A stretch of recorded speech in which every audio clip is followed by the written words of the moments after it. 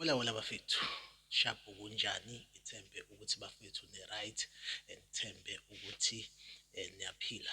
Bafethu, igama lami nguMenzi wangaMthembu Isibongo. Bafethu, kule video engizoyenza njengamanje, ithanda ukuthi-ke ihluke kakhulu kuma-video engiwenzayo kuyona le channel, especially ithanda ukuhluka kakhulu kwi-content kahle kahle engiyenzayo. So ngesimo sokuthi-ke ngibonile ukuthi le video le okanye kune-information ekumele ngikwethulele yona. Le video le ngiyenzele kakhulukazi abantu abangasebenzi, abantu abasebenzayo kodwa abafuna mhlampe ukwenza imali eceleni for ukuthi-ke isize kwezinye izinto. Bafethu, la udaba engizokhuluma ngalo udaba lokuthi uyenza kanjani imali kwi-internet. Bakhona o-Facebook, bakhona o-Instagram, bakhona o-Twitter, bakhona o-TikTok, even naku-WhatsApp imbala. But I won't lie to you, mina engikwazi kahle hle okuka-YouTube, engikwazi kahle hle bafethu okuka-YouTube ukuthi uyenza kanjani imali ku-YouTube. Lokho sengine-information yakho kakhulu. Lokho okunye abo-Facebook, abo-Twitter, TikTok, lokho bafethu angikwazi mina. Kodwa-ke into engiyaziyo nento nami ekhona imali engiyenzayo ngayo ku-YouTube. So bafethu, ngizokufundisa okanye ngizokutshela ukuthi imali uyenza kanjani ku-YouTube. U-YouTube mina bafethu ngiwuqale ngo-2019. Ngazama ngilokhu ngi-apply nga-approve. Kuthe ngo-2020 nga-approve, kwakhona imali engenayo. Bathi ngephutha-ke engalenzayo kunezinto ku-YouTube okuzenze ngesimo sokuthi awazi ukuthi lento oyenzayo mhlampe izokudalela ukuthi u-YouTube uyi-block-e le option yokwenza imali. So bafethu, kwenzeka kanjalo, kwakhona into e-wrong engiyenzayo kuyona i-channel. Ngaleyo ndlela ngayithola sengingasayenzi imali, bangibhlokha ukuthi ngenze imali ku-YouTube. So kungithathe isikhathi-ke futhi ukuthi ngiphindele ngibuyele egemini, because mina bafethu angiyena umuntu okhulumayo okwazi ukukhuluma. Ake ngisho kanjalo, angiyena umuntu okwazi ukukhuluma. Mhlambe even namanje ungizwa ngikhuluma uyabona ukuthi angiyena umuntu okwazi ukukhuluma. Kodwa-ke I'm sure le video le khona into ozoyizwa. I'm sure bakhona abantu abazogijima beyokwenza imali ku-YouTube. I'm sure ukuthi uzongibonga ekugcineni, because the way engizokhuluma ngakhona ngizokwenza sure ukuthi yonke into engiyisho kuwena ugcine uyayi-understand. So bafethu, injalo-ke indaba. I-video yami ingokuthi uyenza kanjani imali ku-YouTube. Bafethu, ngicabanga ukuthi amafoni sonke sinawo, not sonke but most yethu sinawo. I'm sure njengoba ungibona le video le usho ukuthi ifoni unayo. U-YouTube bafethu ukhona emafonini, So uyenza kanjani imali ku-YouTube? Kunama-requirements-ke akhona. Eyokuqala, okay, asiqale la. Angithi ku-YouTube uzokwenza ivideo okanye amavidiyo, uzokwenza ivideo yakho. Ungathatha amavidiyo abanye abantu ozowafaka la ku-YouTube, because kuzofika lesa sikhathi lesa usu-apply uthole ukuthi wena vele usebenzisa into zabantu ku-YouTube. So bafethu, kumnandi ngale video vele ngiyichaza ngesiZulu. Kukhona amavidiyo akhuluma nge-English, ungahamba uyowabuka if ukuthi isiZulu awusi-understand, but inhloso yami ukuthi ngizolidiliva nje ngesiZulu, because baningi abantu abamaZulu okanye abantu aba-understand-a isiZulu kakhulu kune-English, abangayizwa kangcono lento engiyishoyo. Bafethu, liyashisa ilanga, ngizolongisula nje umjuluko, liyashisa ilanga.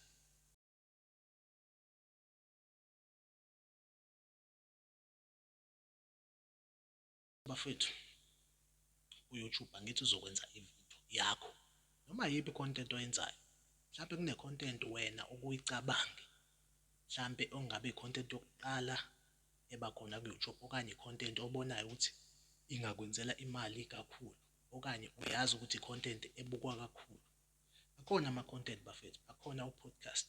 Cabanga ukuthi sonke siyamazi uMark G podcast. Akhona ama-podcast ahlukahlukene bafethu maningi kakhulu. Khona abantu abenza ama-skits, bakhona o-MDM sketch comedy lokuthu umthandeni, bakhona abo-Leon Gumede, bakhona abo-Skits by Spare, bakhona abo-Thando comedy.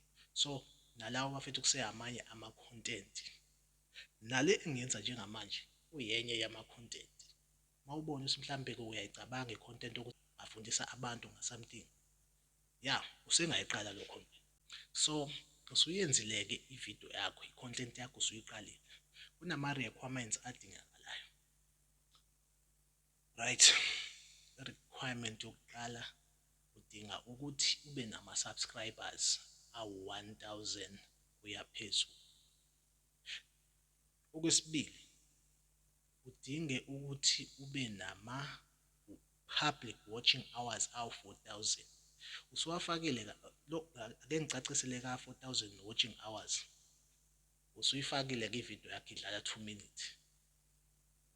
Kunomuntu ozoyibuka 1 minute and 30 seconds, kunomuntu ozoyibuka only 30 seconds. Yebo leyo nto. So uthathwa leso sikhathi-ke sokubukwa kwamavidiyo wakho akhona kwi-channel yakho, kubukwe ukuthi okay, thatha leli minutes likaSibanibani ubuke 1 minute and 30 seconds, uqhamuka omunye wabuka 30 seconds, that is 2 minutes. Ngathi yabo usano 2 minutes lapho. But ukwanda kwama-views ingalesikhathi i-public watching hours yakho inyuka. So kubaluleke kakhulu ukuthi amavidiyo wakho uwenze athi ukuba made, mhlambe 10 minutes kuya phezulu. Ungabenza abo 2 minutes, depende ukuthi abukwa kanjani-ke amavidiyo akho. Kodwa kubalulekile ukuthi wenze amavidiyo wakho abe u-10 minutes kuya phezulu, engafika noma ikuphi la afika khona. As long as bafethi ividiyo eyakho, ufakile music, mhlawumbe womuntu oseceleni, awufakile nje into yomunye umuntu, yonke into ekhona kwividiyo eyakho. Futhi kubaluleke kakhulu bafethu ukuthi emavidiyweni wakho nawe mnikazi we-channel sikubone. Ngithi mina uyangibona, okanye kubalulekile ukuthi ufake i-voice yakho kumavidiyo akho. Mina ngakugqugquzela lokho because okunye ngike ngakuzama lapho bengingafeli, benginganayo voice yami, but bengithi uma ngi-apply ekugcineni ngingaphasi. So bafethu, so once wa-reach-a lo 1000 subscribers no 4000 watching hours okuyisikhathi sokubuka amavidiyo wakho esewonke kwi-channel, then kuba ne-button laphana. Ngicabanga ukuthi uma ungena kwi-YouTube channel yakho la kuthiwa ungena kwi-YouTube studio, then la eceleni la eceleni bese kuyavela-ke laphana-ke ukuba ne-videos, analytic, then lapha enzansi kuno-EN. Lapho kwi-EN uyakhona ukubona ukuthi nanka ama-subscribers enginawo nawo ama-hours esowunawo. So kodwa once wa-reach-a-ke lo 1000 hours, ama-subscribers isikhathi esiningi ayabonakala, but ama-watching hours atholakala if ungene kwi-channel yakho, wasungena laphana ku-YouTube studio, wasu-check-a lentozana ama-option la, then kuno-EN laphana. Uma ungena ku-EN uyakhona ukubona ama-subscribers akho, bese ubona-ke nama-public watching hours akho. If lokho sekuphelele, ama-watching hours akho esewu-4000 nama-subscribers vele akho lapha phezulu, uyawabona ukuthi ase-1000, kune-button nje lapha enzansi elithi apply. Then lapho uyobe usu-apply-a, then mhlampe u-YouTube 1 to 5 days usuke sewuphendula ukuthi ngabe i-application yakho uyi-approve-ile yini. So bese kuba nenye iphathi-ke, jeez.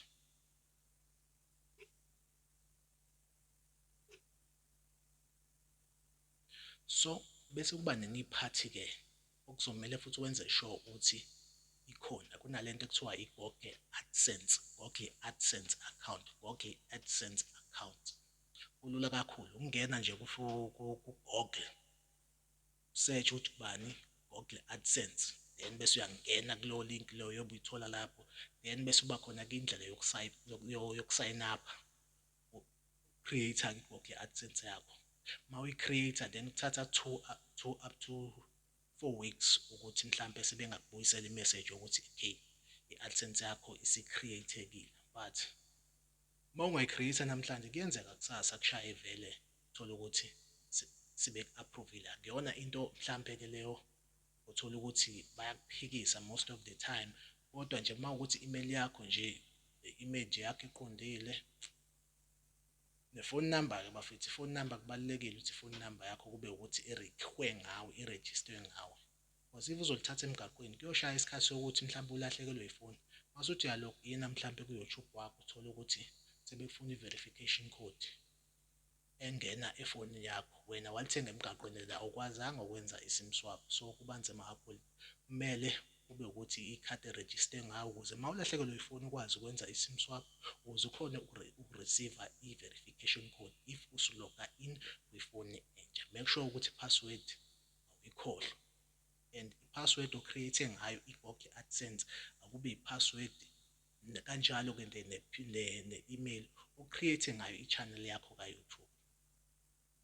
So okay, after abantu after abaka-YouTube sebekuphendulile-ke ukuthi okay u-approve-iwe for i-YouTube monetization, then-ke bafethu sekuyilapho-ke amavidiyo akho aqala ukwenzela imali.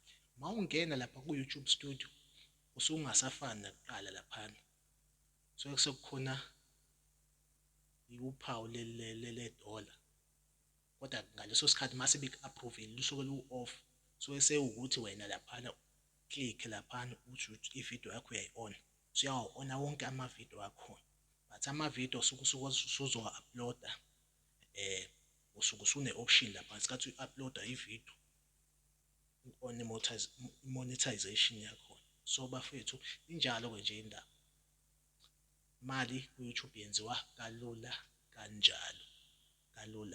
kanjalo, ayikho into enzima.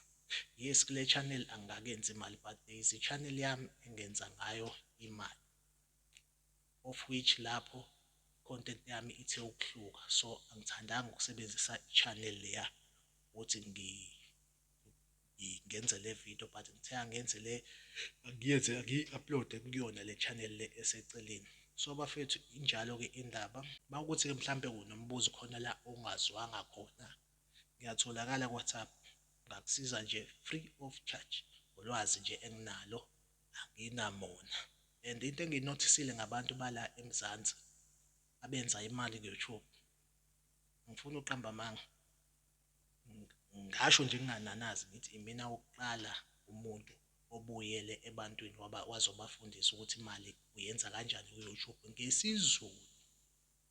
Engibona ukuthi banomona, bayabona ukuthi okay la siyakhala senza imali, abantu abasesayidini ake bebengaboni nje ukuthi imali esiyitholaphi, ababuyi bezokutshela ukuthi imali ingakanani. Bafethu imali iningi, hhayi kancane.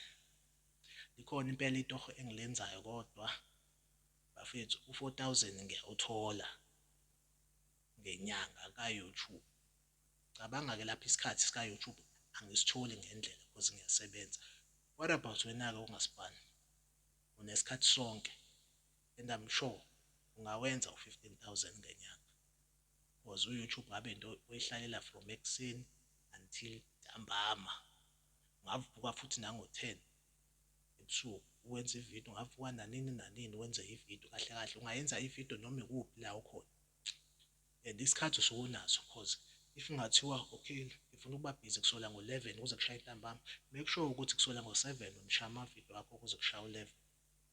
So bafethu kulula kakhulu. So bafethu le video le ayihambe ifike kubanikazi bayo, baningi kakhulu abanikazi bale video. So bafethu make sure ukuthi uyasubscribe kwi-channel, uyalike ividiyo. Ukulike ividiyo kwenza ukuthi ividiyo ivele kubantu abasebenzisa u-YouTube, baphinde uyishare futhi uma uthanda.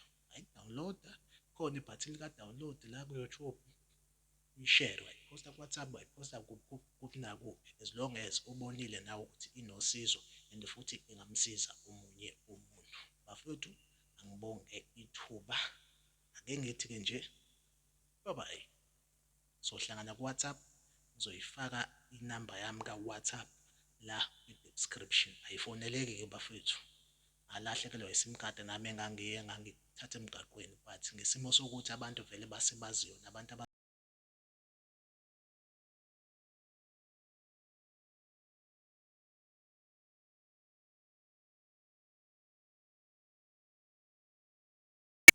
Facebook menzi photographer ngangithola ukuthi nakhona ngakusiza lapha nalapha mawukuthi mhlambe khona la engeqe khona wangezwa ngakusiza. Kanti-ke bafethu okunye nginama-channel ka-YouTube engingawasebenzisi asenawo ama-subscribers awu-1000, of which wena ngiyawadayisa-ke bafethu because nami ngasebenza kanzima ukuze ngithole lama-subscribers. So bafethu ngiyawadayisa asuke enganavidiyo but ama-subscribers kuyinto ekhona. So uma ukuthi uyayifuna ngi-WhatsApp kuyona le namba engizoshiya ku-description uma ukuthi uyayifuna. So yenza indlela yokuthi sihlangane mina nawe face to face, kwazi ukuthi siyi-transfer-e i-channel ize ngakuwena, verification nenamba kanjalo sifake yonke into. So bafethu, hhayi ividiyo yami-ke iphela kanje. Ngibonge ithuba, bye bye.